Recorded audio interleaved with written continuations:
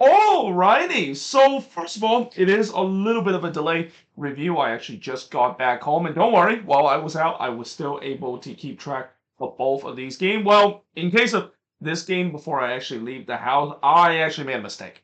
I accidentally saw the schedule of tomorrow, and I thought this game was going to kick off at 9 p.m. Eastern, 6 p.m. My time in Pacific, when in reality, it actually kicked off at 5 o'clock. So I missed the entire first half of this game. Though, not that really matter, as we'll talk about this game. Yeah, there was definitely a game between Nashville and Club America. So yeah, hopefully I won't make that same mistake again. Of course, tomorrow now I know that tomorrow for sure. I double check the game tomorrow. The first game that's going to kick off at 6 p.m. my time, and then the second game will kick off at 8 p.m. my time. But with that being said, let us jump straight in by first talking about Nashville versus Club America. And like I said, this was a game, I would say. And this is also kind of the reason why MLS kind of got rid of two-legged affair as well, because we've seen so many times in the first leg where things get a little bit tight, and especially when you have two really good opponents facing off against each other in a two-legged affair. Yeah, teams usually maybe keep it a little bit close. And in the case of Club America, and you also see this a lot with Liga MX's team, they're trying to make it as tight as possible. They're trying to make sure that they don't concede any goal. They're going to waste some time, and they know that if they're able to get a draw or even get an away goal on the road in against an MLS team in the U.S., there's a chance that they go back down to Mexico, and this is where a lot of MLS teams tends to usually struggle when they're behind the eight ball. In the first half, Kota would deny Mukhtar from close range before Mukhtar hits it right to Kota. Yasbek would then puts it over from long range. By the way, after Kota denied Mukhtar, he did went down. I have a feeling he wasn't actually injured. And like I said, this is kind of your typical shithousery that we see with Liga MX's team, especially with Club America. I think Kota was probably already kind of trying to show his gamemanship in this one, and just kind of decided that, yeah, I'm gonna just try to waste time from the beginning of this game.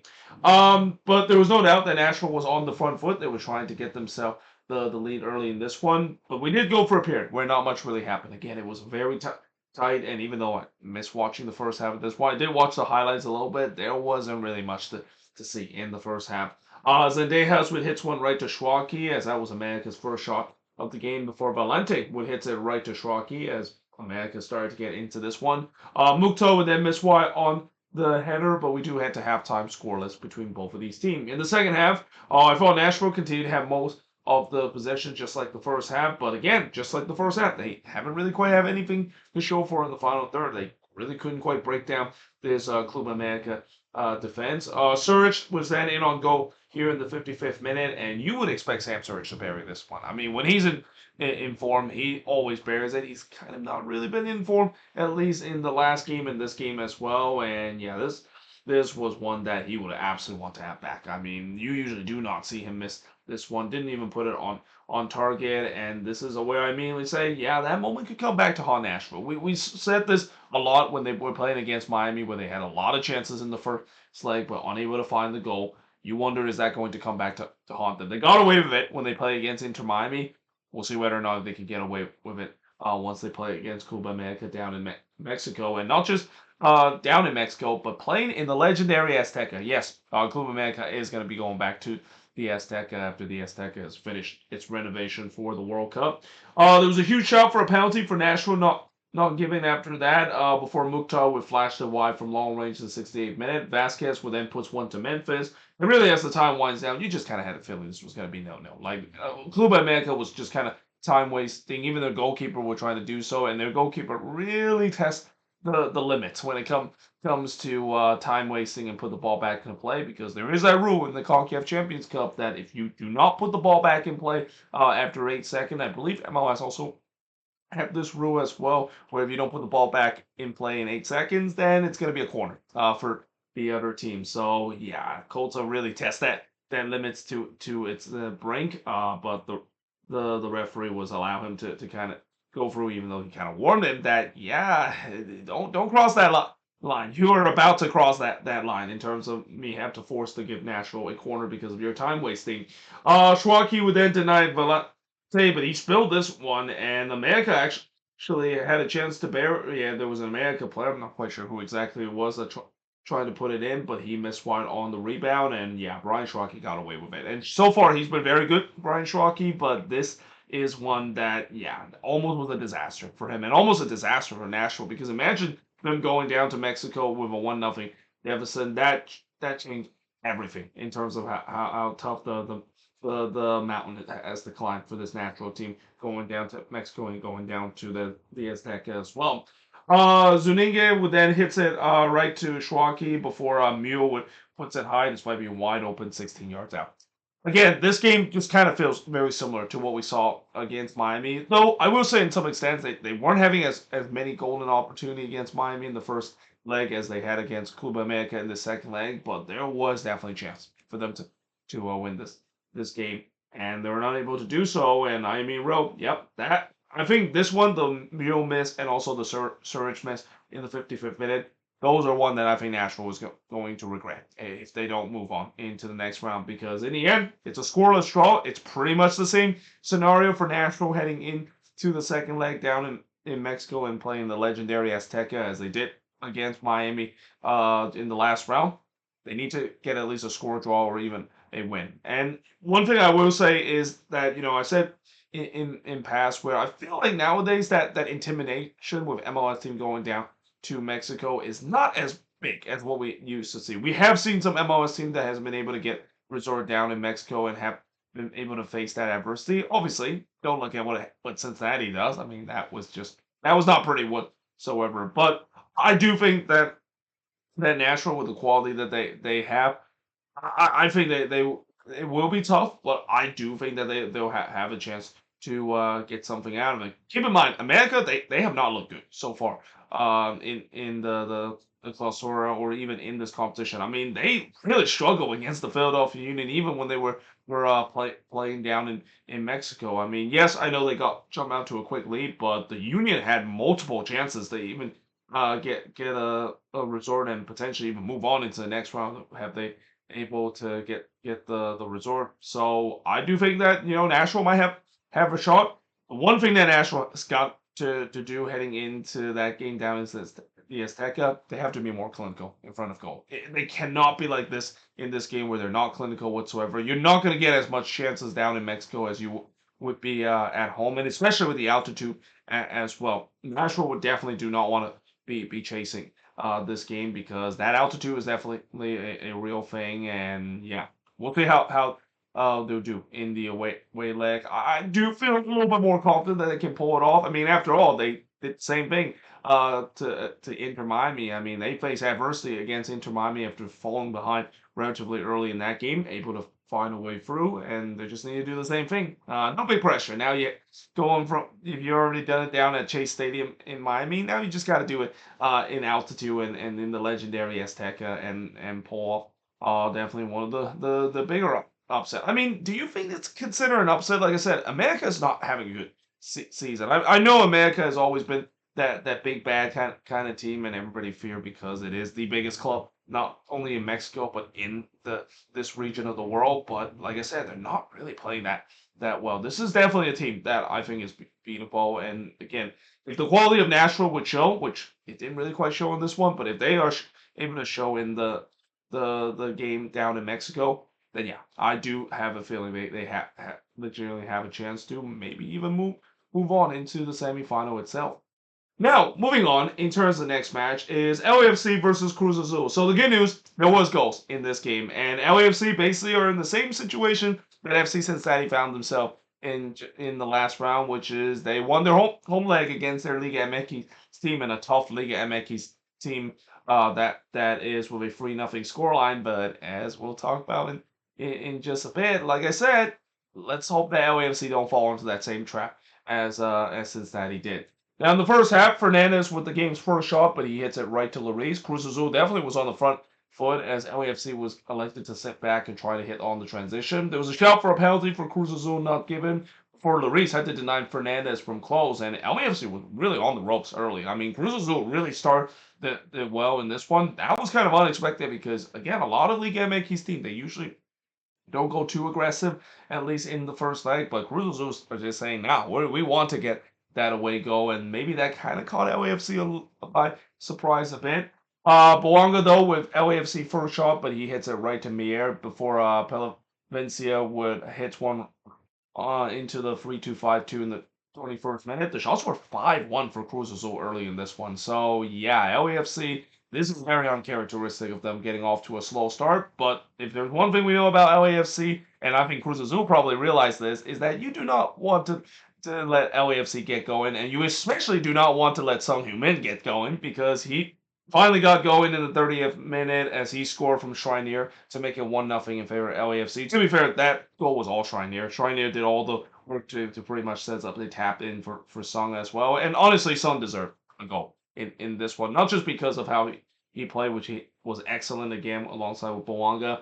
The fact that he got 4 assists in the last game and didn't get a goal, I think he deserved to have a goal in this one. So, yeah, that made it 1-0 in favor of LAFC. It was really kind of against the run of play because LAFC didn't really have anything going up to that point. And like I said, once LAFC's got going, that's bad news for Cruz Azul because that second goal didn't come relatively long as David Martinez. I mean, David Martinez is an absolute demon in this tournament so far. I mean, I know in MLS play he's been kind of a little bit underwhelming at times, but man, in this competition he is definitely taking his challenge and showing the potential that we know he has because he's scoring an absolute or he's able to actually in this moment he didn't score a goal also, but he was able to showcase his pace. We know he's a very fast player, but he just breezed by that Cruz Azul backline. That is something you usually do not see an MLS player do against a Liga MX's opponent. And just like that, it was 2-0 in favor of LAFC as Shrinier gets the assist as well. So great night for Mateo Shrinier getting two helpers relatively early in this one. And just like that, LAFC was 2-0 and they were rolling. I mean, Cruz Azul, they had no answer, when LAFC hit on the transition. There was a shout for a penalty for LAFC not given after that, but we do head to halftime with LAFC leading 2-0. In the second half, Cruz Azul was definitely on the front foot. LAFC, they were happy to just try to sit back and protect this 2-goal lead. Boanga then heads it onto the side netting before he heads it right to Mir in the 54th minute. Scratch that. Seems like LAFC have woke up in the second half. They're now pressing to get the third goal, and they do. And guess what? It's David Martinez again. He scored from Sung to make it 3-0 in favor of LAFC. Like I said, Sung Heung-min continue his prowess. Getting 4 assists in the last game, now getting a goal and assist. Getting 2 goal contribution in this one. That's 6 goal contribution in the last 2 games. That is incredible. Pelevencia, they look to respond, but he puts this one wide. And I also thought the LAFC's got to be careful because, yes, it's 3-0 and it's a commanding lead. They do not want to concede an away goal. That is a big no in many ways. And if they do concede an away goal, that changed a lot in the second leg, and now things get a lot more dicey for LAFC heading into the second leg down in Mexico. We then had some coming together between both teams not long after. Pretty typical for a Liga MX versus MLS CONCACAF Champions Cup match. And then we had some more coming together because this is kind of when Cruz Azul was starting to show their frustration. I mean, they were really trying to get into the skin of LAFC. LAFC, to their credit, they did not take the bait in terms of Cruz Azul showing that frustration. Lloris would then deny Paradella from close before Boanga just missed a header in the back post. Yeah, you can clearly see Boanga. He really wants to go in this one. I mean, after he scored a hat-trick in the last game against Orlando in just 8 minutes, I don't blame him the fact that he was hungry for another goal in this one. Ibanez would then hit it right to Lloris before Rotondi did the same thing in the 90th minute. And yeah, in the end, LAFC, they get the 3-0 win in this one. They did get outshot in this one. 15 shots to the 9 that LAFC has, but the shots on goal was even. 5 shots on goal. I know everybody will talk about the LAFC attack, but you got to give credit to the defense, and especially for Hugo Lloris as well. Definitely one of his better games with LAFC, and he's been off to an incredible start to the season as well. There's only been 3 goals that LAFC had conceded so far this season. And they mentioned at one point in the broadcast, LAFC have outscored their opponent 27-3 in their first 11 games. That is absolutely insane. That is an unheard of number. That just shows you how LAFC is just absolutely dialing right now. 3 shots off target compared to 5 that Cruz Azul has. 4 shots on the block than none that LAFC had, and possession-wise, Cruz Azul had more of the possession. In fact, they had 70% possession compared to the 30% possession that LAFC has. But LAFC will take it because, like I said, this was kind of a classic LAFC performance. We saw this a lot last season where when you allowed them to hit you on the transition, yeah, it's game over. You're not going to do so well when you allow them to hit on the transition. They're just such a dangerous team on the transition. And like I said, I know obviously there is that fear that I've said earlier about how, well, yeah, it's great that LAFC got that 3-0 lead against Cruz Azul, but they do not want to do what Cincinnati did heading into the second leg. They do not want to get to just go through a complete meltdown. And you know how LAFC can avoid doing that complete meltdown against Cruz Azul heading into the second leg? Don't concede an early goal and don't concede relatively quickly. I think that was the problem for Cincinnati in that game where, in that game down in Mexico, they kind of just got completely rattled early in this one with Tigres scoring those 2 goals. And I will also say that, this is also no disrespect to Cruz Azul, but, Cruz Azul technically is not playing in their home stadium. I mean, they've been kind of playing their temporary there. They're kind of like the NYCFC of Liga MX playing in different stadium while they have things sorted out. I believe they still are ground sharing with Club America at the Azteca, but apparently the second leg is going to be taking place down in Puebla. So, the atmosphere is not going to be as insane as you would see with Tigres fan and going to El Volcan, which is, in my opinion, probably the toughest place to play in Liga MX. But still, the altitude is still going to be an issue, and that, like I said, for LAFC, the number one thing that they need to do heading into the second leg, do not concede an early goal. I think that's going to be the message, I think, for Mark Dos Santos of his guys, that don't concede the early goal. I mean, if you're going to concede, do it maybe in the middle of the game or maybe late in the game when this game is all decided, because if you concede an early goal, I've seen this so many times before with MLS team when they face against Liga MX team down in Mexico. It snowballs. It snowballs to a point where free space is definitely a disappointment. And yeah, like I said, LAFC, while they're going to be very happy in terms of this result, they got to remember they do not want to fall in the same trap that Cincinnati has. And I've said it many times before. A 3-0 lead might look comfortable in many people's view after the first leg, but it's not when you have to go down to Mexico. I've seen twice now that we have seen 3 goals lead being blown, including the meltdown that we saw with Cincinnati against Tigres. So hopefully LAFC won't do the same thing against Cruz Azul. I mean, I'm assuming they're not going to do the same thing. I think compared to LAFC and Cincinnati, LAFC is definitely better than Cincinnati right now in every perspective. They're arguably probably the best team and the most informed team right now in MLS right now. So I would be absolutely stuck if they would absolutely go through a similar meltdown that Cincinnati had against Tigres in the second leg down in Mexico. But there you have it. That is pretty much it. Looking at both of these quarterfinal game, we got 2 more quarterfinal involving MLS team. In fact, all the quarterfinal matchup involve at least one MLS team that is, and all of them involving them facing against a Liga MX opponent. So how about that? MLS versus Liga MX is definitely in full strive, at least in the quarterfinal. That is. So yeah, let's see how both Seattle and the Galaxy would do. Something tells me the Galaxy probably won't do so well because they just have to face against the defending Liga MX champion Toluca. Big pressure in terms of facing against literally the best team in Mexico in the last couple of years, and then Seattle, of course, they have to face against Tigres down in Mexico for their first leg. I think they're the only team to have to go on the road for their first leg, which could be a good advantage, because I always think it's always a better advantage to play in Mexico for the first leg, knowing that what you need to do heading into the second leg at home, though it's not going to be easy whatsoever. And Seattle, they're going to be really test that going down to Mexico and face, as I said, the most hostile environment you would imagine down in El Volcan. So yeah, we'll see how those matchup is going to be. But as always, let me know in the comments below what do you think of both of these games. Yeah, hope you guys enjoyed this video. If you do, make sure you guys leave a like, smash the subscribe button, and yeah, I of course will see you guys next time.